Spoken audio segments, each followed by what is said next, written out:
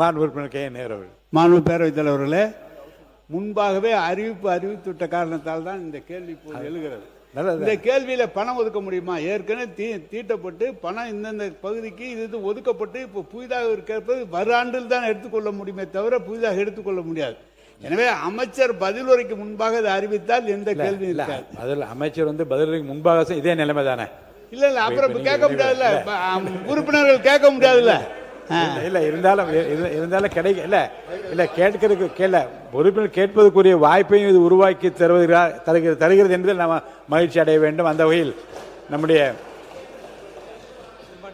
சிறுபான்மைத்துறை அமைச்சர் அவர்கள். மாண்புமிகு பேரவைத் தலைவர் அவர்களே, பல்வேறு ஆய்வுகளுக்கு அடிப்படையிலே தேவைக்கேற்ப இந்த முடிவுகள் எடுக்கப்பட்டிருக்கிறது, இந்த அறிவிப்புகள் செய்யப்பட்டிருக்கிறது. தற்போது உறுப்பினர்கள் தெரிவிக்கக்கூடிய கருத்துக்களின் அடிப்படையிலே பரிசீலனை செய்து முதலமைச்சர் அவர்களிடம் ஆலோசித்து முடிவுகள் எடுக்கப்படும்.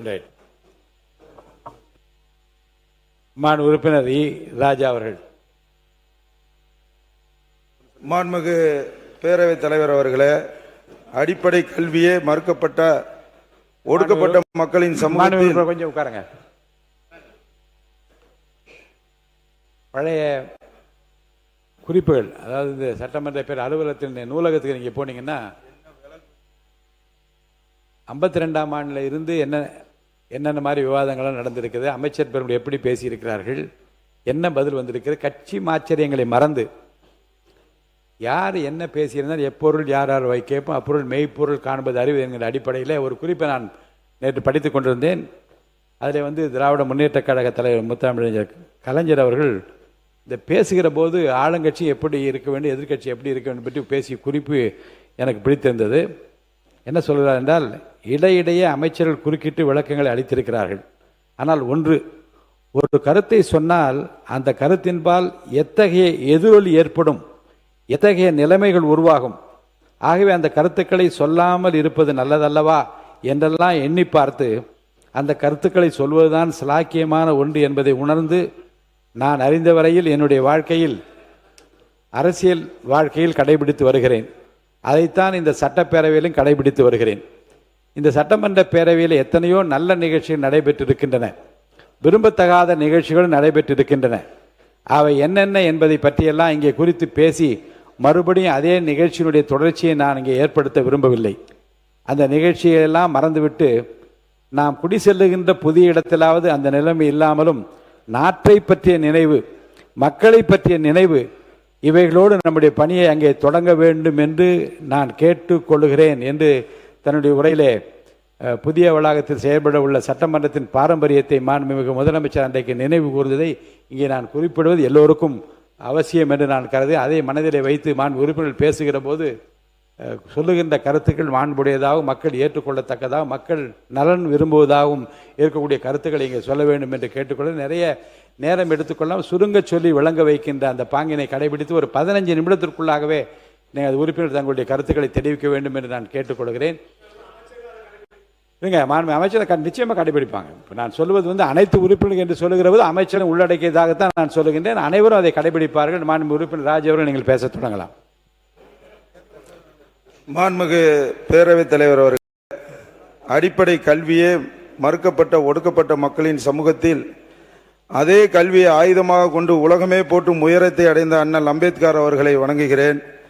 தமிழ்நாடு முழுவதும் ஜாதிய வேற்றுமைகளை களைந்து சமூக நீதியும் சுயமரியாதையும் நிலைநாட்ட தன் வாழ்நாள் முழுவதும் உழைத்த தந்தை பெரியார் அவர்களை வணங்கி, பெரியாரின் சிந்தனைகளையும் கொள்கைகளையும் ஆட்சியின் சட்டங்களாகவும் திட்டங்களாகவும் வடிவமைத்து தமிழ்நாட்டின் சமூக நீதிக்கான அரசியல் பாதையை உருவாக்கிய பேரறிஞர் அண்ணா அவர்களையும் வணங்குகிறேன்.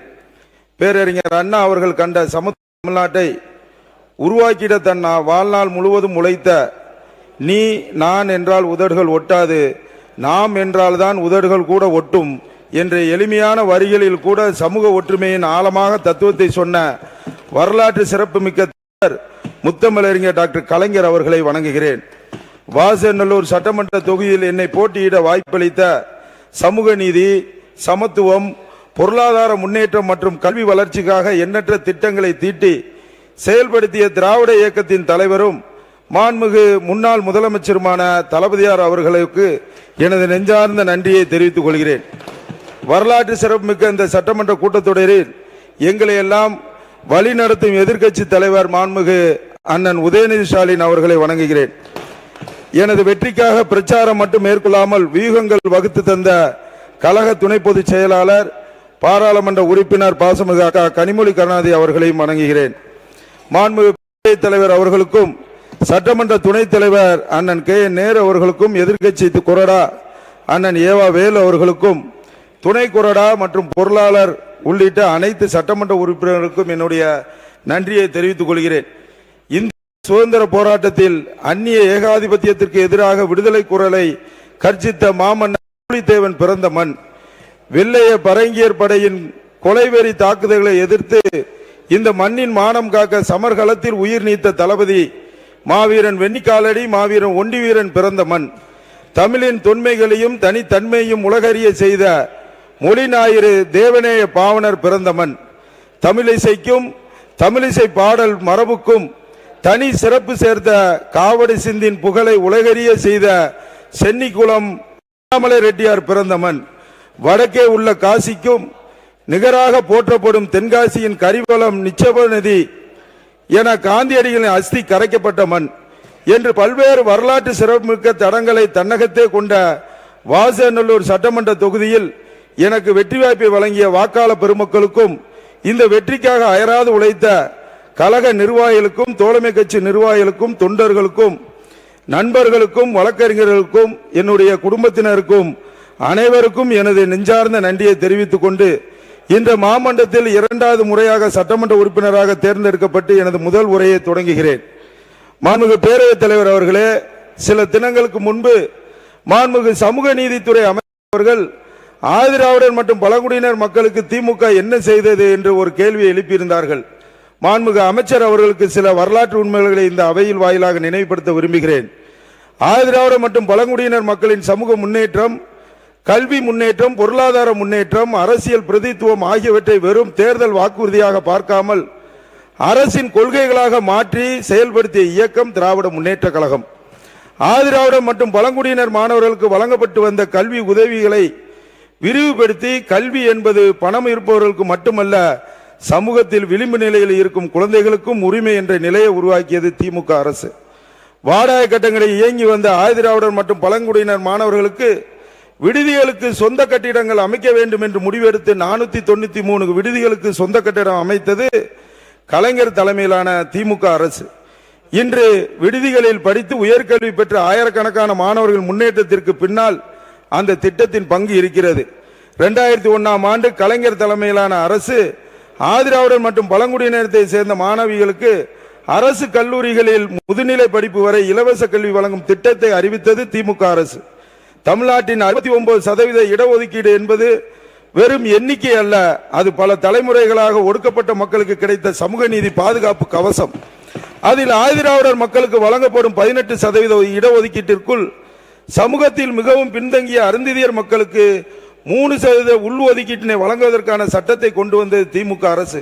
இது ஒரு சாதாரண அரசாணை அல்ல, ஒரு சமூகத்தின் வலியை புரிந்து கொண்டு அந்த சமூகத்திற்கு உரிய பங்கினை உறுதி செய்த சமூக நீதி போராட்டத்தின் வெற்றி.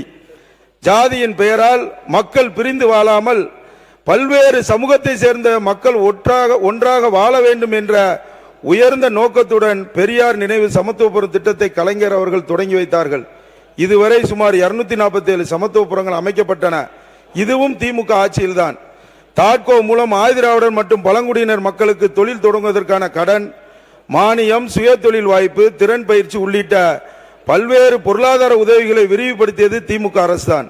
வீடற்ற நிலமற்ற ஏழை ஆதிராவிடர் குடும்பங்களுக்கு வீட்டுமனை பட்டா, குறிப்பாக ஆதிராவிடர் மற்றும் பழங்குடியினர் பெண்களுக்கு சொத்துரிமை மற்றும் பொருளாதார வலிமையை உருவாக்கும் வகையில் நிலை வாங்கும் திட்டம் செயல்படுத்தப்பட்ட திமுக ஆட்சி காலத்தில்தான். மனித மாண்பை காக்கும் விதமாக மனித கழிவை மனிதர்களே அள்ளும் அவலத்தை ஒழிப்பது என்பது ஒரு நிர்வாக பிரச்சனை மட்டுமல்ல, அது மனித மாண்பின் பிரச்சனை. அந்த தொழிலில் ஈடுபடுவதற்கு மாற்றுத் தொழில், திறன் மேம்பாடு, பொருளாதார உதவி மற்றும் மறுவாழ்வு வழங்கும் நடவடிக்கைகளுக்கு முக்கியத்துவம் கொடுத்தது திமுக அரசுதான். அண்ணல் அம்பேத்கருக்கு அளித்த மரியாதை என்னவென்றால், அண்ணல் அம்பேத்கர் பெயரை வெறும் சிலையாக கட்சி அலுவலகத்தில் மட்டும் வைக்காமல் சட்டக்கல்வியின் அடையாளமாக நிலைநிறுத்தும் வகையில் தமிழ்நாடு டாக்டர் அம்பேத்கர் சட்ட பல்கலைக்கழகம் 1997ஆம் ஆண்டு தமிழ்நாடு அரசால் சட்டத்தின் மூலம் உருவாக்கியதின் பெரும் பங்கு டாக்டர் கலைஞர் அவர்களே சாரும். அண்ணல் அம்பேத்கர் பெயரில் மேலே நாடு ஆராய்ச்சி கல்வி மேற்கொள்ள அண்ணல் அம்பேத்கர் அயலக உயர்கல்வி திட்டத்தை தந்ததும் திமுக அரசு தான். இதுதான் அம்பேத்கருக்கு திமுக கொடுத்த மரியாதை. ஆதிராவிடர் திருக்கோயிலை பராமரிப்புக்காக 2.5 லட்சம் மானியமாக உயர்த்தி வழங்கியது திமுக தான். ஆலய வழிபாட்டிலும் ஜாதி அடிப்படையான தடைகள் இருக்கக்கூடாது, தகுதி பெற்ற அனைவரும் அர்ச்சகராகும் வாய்ப்பு இருக்க வேண்டும் என்று சமூக